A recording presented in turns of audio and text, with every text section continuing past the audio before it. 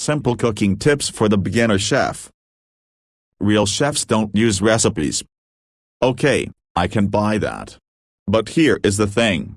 In a restaurant, when you make the same dish over and over again night, after a while you don't ever need to look at a recipe because you have made the dish so many times that it's ingrained into your cooking soul.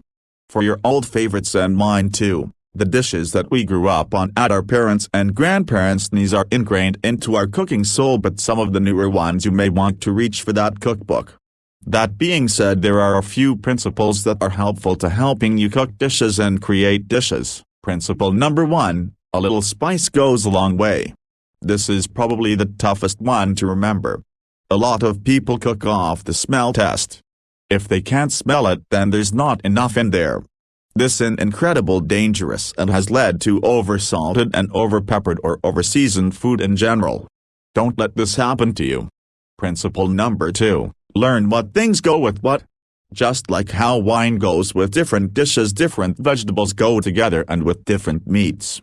For instance, beef and the strong flavor of bell peppers goes well together, but these things with pork can be overwhelming. Green vegetables with chicken is always a great choice, but very few go well with beef.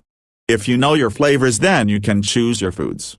This is also goes for spices. Knowing what spices go with what foods is a handy skill to have, and that goes into learning flavors. Take some dishes you know and look at their spice list, draw some general themes, and you'll be on your way to learning your flavors. Principle number 3, how meat should generally be cooked.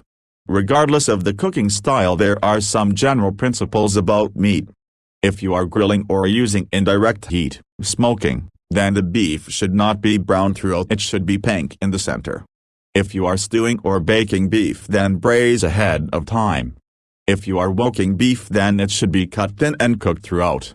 If you are baking, then it should be warm throughout but not brown. You begin to see the idea. Different cooking methods have different rules.